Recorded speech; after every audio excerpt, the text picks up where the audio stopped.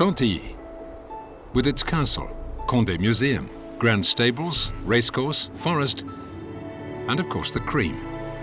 We think we know Chantilly well, but Chantilly is also a town quietly nestling against a castle. A town born from the will of princes and shaped by the sport of kings. We'll tell you about the rich and fascinating history of this princely town, which has become the capital of the horse. A forest, a river, the Nonette, running through a marshy valley, a plateau covered with pastures and farmland. This is the setting where Chantilly will rise between Île-de-France and Picardy. Originally, the name Chantilly indicates a forest, and from the 11th century, a first castle is built as a lord's residence, but without a village or parish. The people depending on the castle live in 4 little hamlets around it. During the Renaissance, the Connétable Anne de Montmorency, close to François I, transforms the castle, sets the limits of the forest, and for the first time uses the hamlets to install the outbuildings of an increasingly large and populated estate. But still no town in Chantilly. In the 17th century, the estate becomes the property of the princes of Condé, cousins of the kings of France. The most famous of them, the Grand Condé, sidelined by the court for his involvement in the Fronde, is exiled to Chantilly on his own land. This is the beginning of an unparalleled town development. To embellish his estate, he summons the genius gardener of his time, André Le Nôtre. Together, they transform the marshy valley of the Nonette into a sumptuous park, ornate with numerous water features. Cascades, ponds and fountains are powered by a unique water-lifting machine called Machine de Mance. To help out with the works, many workers are called to reinforce the small estate's population. Inns are built. A village begins to emerge. The prince then orders the construction of a church, Notre-Dame de l'Assomption, thus giving a parish to Chantilly. 6 centuries after the construction of the first castle, the town was officially born at last. During the 18th century, the rise of the town accelerates. The Prince of Condé plans the urban development of Chantilly. On the castle side, he builds the grand stables, a temple to horses and hunting. On the town side, he orders the construction of the officers' houses. In this way, he hides the old city with an architectural screen. He marks the beginning of the high street with the Porte Saint-Denis, a triumphant arch symbolizing the town's entrance. Finally, he concludes the perspective with the Hôpital Condé. The town now has its structure, a city street with a controlled and open urban planning. Chantilly flourishes throughout the century thanks to 2 major crafts favored by the princes, lace and porcelain. The French Revolution is for Chantilly an historic and urban turning point. From 1789, the Condé leave France.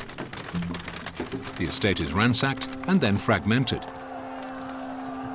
The castle is sold, and most of it is demolished to retrieve the building materials.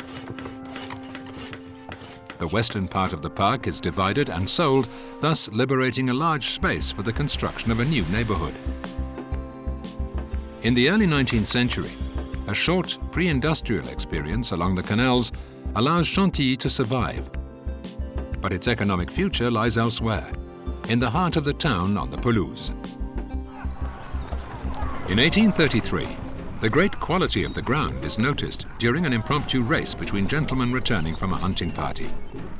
Its surface, suppleness and elasticity. The Orléans family, heirs of the Condé, then immediately make the pelouse available for the creation of a racecourse. Here starts the racing adventure. The Jockey Club race is created. Then the Prix de Diane. Numerous English trainers set up their stables near the racetrack. Quickly gaining a great reputation, the racecourse attracts a large population from Paris to enjoy the good air of Chantilly. Luxury shops and hotels bloom. The new railway connects the town to Paris in 45 minutes. A district of second homes appears around the station.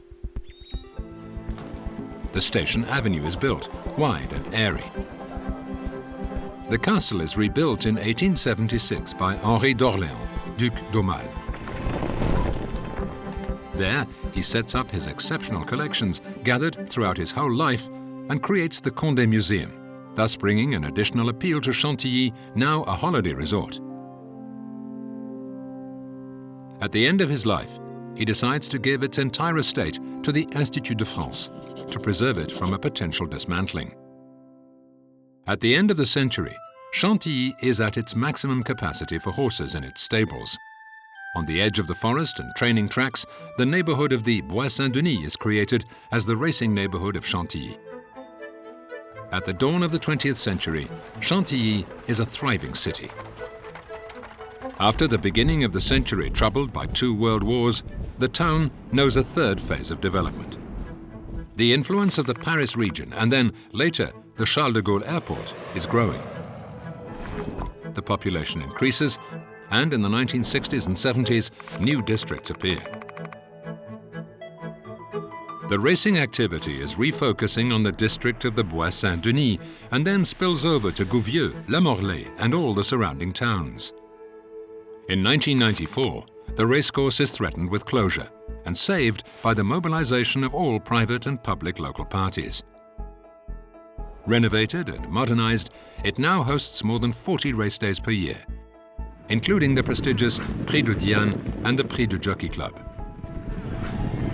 As for the France Galop Training Center, it's the world's largest, with its 1,900 hectares and more than 2,700 thoroughbreds. Chantilly is also a major tourist attraction in northern France, nestled in the heart of the regional natural park Oise Pays de France. The Domaine of Chantilly welcomes 400,000 visitors every year. The castle, the prestigious Condé Museum, the park, the grand stables, the horse shows and the horse museum are an exceptional combination. The Pavillon de Mans and the Potager des Princes complete the touristic offer. Thanks to horses and tourism, Chantilly, city of art and history, has succeeded in its gamble for an economic and urban development in harmony with its heritage and landscapes.